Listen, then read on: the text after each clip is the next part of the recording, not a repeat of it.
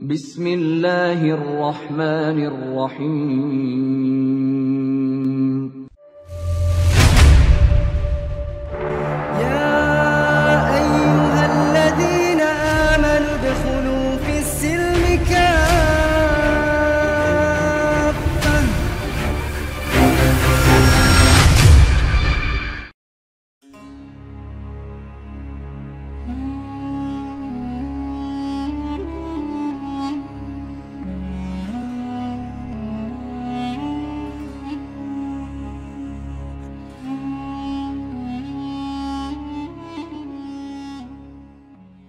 Dalam pandangan Islam, sejarah panjang bangsa Aram, Aramaean, dan Yahudi memiliki kaitan erat dengan kisah-kisah para nabi, peradaban kuno, dan perkembangan agama-agama Ibrahimiyah, yaitu Islam, Kristen, dan Yahudi.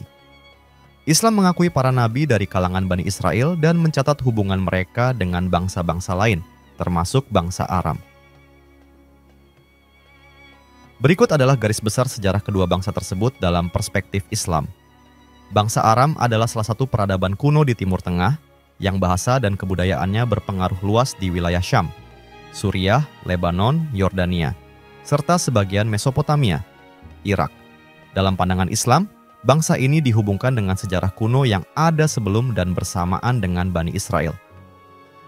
Beberapa poin penting mengenai bangsa Aram dalam sejarah Islam adalah bahasa Aram adalah salah satu bahasa Semit kuno yang sangat dekat dengan bahasa Ibrani.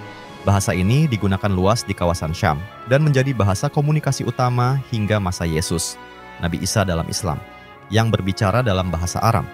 Bahasa ini menjadi bahasa keagamaan dan harian di kawasan itu sebelum kedatangan Islam. Menurut sejarah Islam, wilayah Aram adalah bagian dari wilayah Syam, yang menjadi pusat penting peradaban dan juga tempat tinggal banyak nabi yang diutus oleh Allah. Syam sendiri adalah tanah yang dianggap suci dalam Islam, di mana beberapa nabi penting seperti Nabi Ilyas, Nabi Yunus, dan Nabi Isa hidup dan berdakwah. Bangsa Aram terkait erat dengan Nabi Ibrahim, yang menurut Islam berasal dari Ur, kota di Mesopotamia, wilayah yang juga dihuni oleh bangsa Aram. Ibrahim dikenal sebagai bapak dari agama-agama monoteis, Islam, Kristen, Yahudi, dan keturunannya berinteraksi dengan bangsa Aram. Contohnya, istri kedua Ibrahim, Hajar, berasal dari wilayah yang berdekatan dengan daerah Aram. Sejarah bangsa Yahudi atau Bani Israel dalam pandangan Islam sangat erat kaitannya dengan kisah para nabi dan wahyu ilahi yang diturunkan kepada mereka. Islam mengakui bahwa Bani Israel adalah bangsa yang diberkahi dengan banyak nabi, tetapi juga diingatkan bahwa mereka seringkali tidak mematuhi perintah Allah. Beberapa poin kunci dalam sejarah Yahudi menurut Islam adalah, dalam Islam, Nabi Ibrahim dianggap sebagai leluhur Bani Israel. Dua putranya, Nabi Ismail dari Hajar dan Nabi Ishak dari Sarah, adalah asal dari dua cabang keturunan besar. Dari Ishak lahirlah Nabi Yakub, yang juga dikenal sebagai Israel, dan dari Yakub lahir 12 suku Bani Israel. Nabi Musa adalah salah satu nabi terbesar yang diutus kepada Bani Israel untuk membebaskan mereka dari perbudakan di Mesir. Dalam Islam, kisah Musa sangat penting dan diceritakan dalam berbagai surah di Al-Quran. Musa membawa kitab Taurat sebagai petunjuk bagi Bani Israel, tetapi banyak dari mereka dianggap telah melanggar perintah Allah setelah keluar dari Mesir. Era kejayaan di Palestina. Bani Israel mencapai puncak kekuasaan mereka di Palestina di bawah pimpinan Nabi Daud dan Nabi Sulaiman. Menurut Islam, Nabi Sulaiman diberi kekuasaan besar oleh Allah atas manusia, jin, dan hewan, serta membangun kerajaan yang makmur di Yerusalem. Namun, setelah kematian Sulaiman, kerajaan ini terpecah dan Bani Israel mulai menghadapi berbagai tantangan politik dan moral. Al-Quran mencatat bahwa Bani Israel seringkali melanggar perintah Allah dan menolak nabi-nabi yang diutus kepada mereka. Sebagai akibat dari ketidaktaatan mereka, mereka mengalami berbagai hukuman, termasuk pembuangan ke Babilonia dan kekalahan dari musuh-musuh mereka. Di antaranya adalah serangan oleh bangsa Asyur dan Babilonia, yang menghancurkan bait suci pertama di Yerusalem.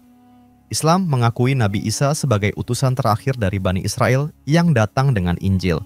Namun, sebagian besar Bani Israel menolak ajarannya dan bahkan berupaya menyalibnya. Meskipun menurut Islam, Nabi Isa tidak disalib, tetapi diangkat oleh Allah ke langit. Bangsa Aram dan Yahudi memiliki hubungan sejarah dan geografis yang erat. Dalam perspektif Islam, Wilayah tempat mereka tinggal, yaitu Syam dan Palestina, adalah tempat yang diberkahi dan banyak nabi yang diutus di wilayah ini. Beberapa elemen kunci dari hubungan ini adalah, sebelum kedatangan Islam, bangsa Yahudi dan Aram berbagi banyak kesamaan dalam hal bahasa dan budaya. Bahasa Aram menjadi lingua franca di kawasan tersebut dan digunakan oleh Yahudi dalam kehidupan sehari-hari, terutama setelah pembuangan Babilonia. Dalam Islam, wilayah Syam, termasuk tanah Aram dan Palestina, dianggap sebagai tanah suci. Nabi Muhammad pernah menyebutkan keutamaan wilayah ini dalam berbagai hadis. Syam adalah tempat di mana banyak nabi diutus dan tempat di mana umat Islam kemudian akan berperang dalam mempertahankan tanah tersebut, termasuk melawan Kekaisaran Romawi Timur dan selama Perang Salib. Dalam pandangan Islam, sejarah panjang bangsa Aram dan Yahudi adalah bagian dari rencana Allah yang lebih besar. Kedua bangsa ini memainkan peran penting dalam perkembangan agama-agama monoteis. Umat Yahudi, Bani Israel, diberi banyak nabi, tetapi juga seringkali diperingatkan karena ketidaktaatan mereka kepada perintah Allah. Di sisi lain, bangsa Aram memainkan peran besar dalam penyebaran budaya dan bahasa, termasuk bahasa yang digunakan oleh beberapa nabi besar. Secara keseluruhan, sejarah bangsa Aram dan Yahudi dalam Islam bukan hanya sejarah manusia, tetapi juga sejarah wahyu ilahi dan hubungan umat manusia dengan Allah melalui perintahnya yang disampaikan oleh para nabi. Dalam perspektif Islam, sejarah peperangan antara bangsa Aram, Syria, dan Bani Israel tidak diceritakan secara terperinci sebagaimana dalam tradisi Yahudi atau Alkitab.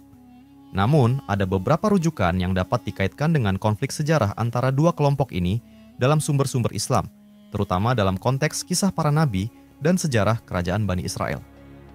Bangsa Aram adalah kelompok Semitik yang mendiami wilayah Suriah dan sekitarnya, dikenal juga sebagai Aram atau Syam.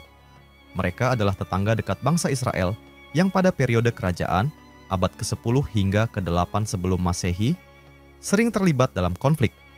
Aram Damaskus sebagai salah satu kerajaan besar Aram merupakan musuh utama Israel dalam beberapa peperangan. Dalam Alkitab Ibrani, sejarah peperangan antara bangsa Aram dan Israel melibatkan serangkaian konfrontasi selama masa pemerintahan raja-raja Israel, terutama Raja Saul, Daud, dan Raja Salomo. Salah satu contoh yang menonjol adalah perang antara Raja Ahab dari Israel dan Raja Ben-Hadad dari Aram yang tercatat dalam kitab 1 Raja-Raja dan 2 Raja-Raja dalam Alkitab. Dalam Al-Quran, tidak ada penyebutan langsung tentang bangsa Aram sebagai lawan Bani Israel. Namun, ada beberapa kisah terkait yang menyebutkan perjuangan Bani Israel melawan musuh-musuh mereka yang mungkin mencerminkan atau bersinggungan dengan konflik historis mereka dengan bangsa Aram. Salah satu kisah utama adalah mengenai perjuangan para nabi, khususnya Nabi Daud dan Sulaiman, yang dalam sejarah tradisional juga terlibat dalam pertempuran melawan musuh-musuh Israel, termasuk bangsa-bangsa di sekitarnya, seperti Aram. Misalnya, Nabi Daud yang disebutkan dalam Al-Quran sebagai seorang nabi dan raja yang diberkahi oleh Allah, terlibat dalam banyak peperangan demi mempertahankan kerajaan Bani Israel. Al-Quran menyebutkan beberapa kemenangan Daud dan kekuatan yang diberikan Allah kepada Daud dalam mengalahkan musuh-musuhnya. Dan Daud membunuh Jalut, lalu Allah memberinya kerajaan dan hikmah, serta mengajarinya apa yang dikehendakinya. Surah Al-Baqarah ayat 251.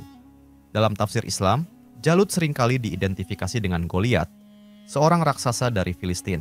Tetapi musuh-musuh Daud juga termasuk bangsa-bangsa lain yang mengancam Israel, yang bisa jadi mencakup bangsa Aram.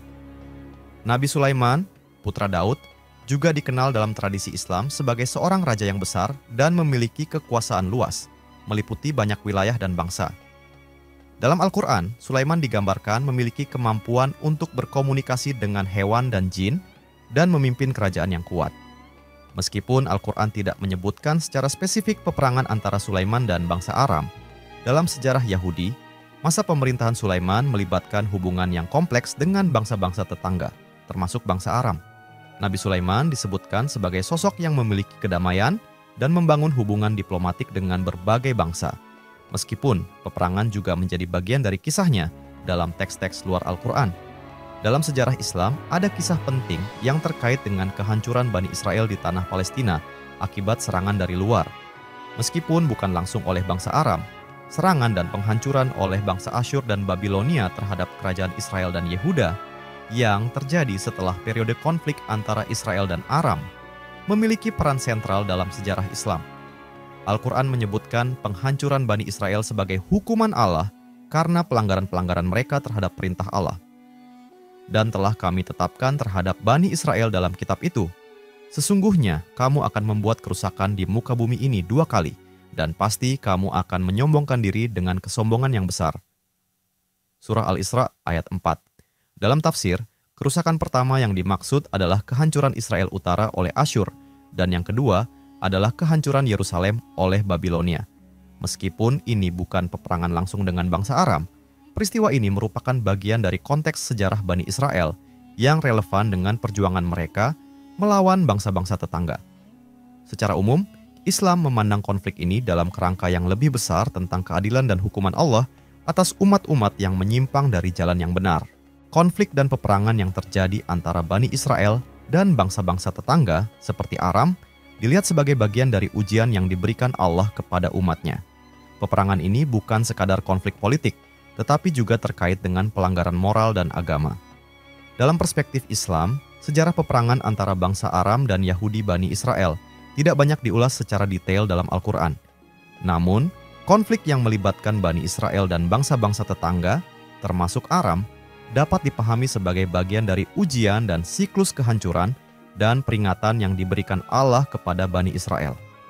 Dalam tradisi Islam, sejarah peperangan antara bangsa Aram, orang Suriah kuno, dan bangsa Yahudi, Bani Israel, yang terjadi di wilayah Syam, Suriah, Palestina, dan sekitarnya, dipandang sebagai bagian penting dari sejarah panjang Bani Israel dan hubungan mereka dengan bangsa-bangsa lain.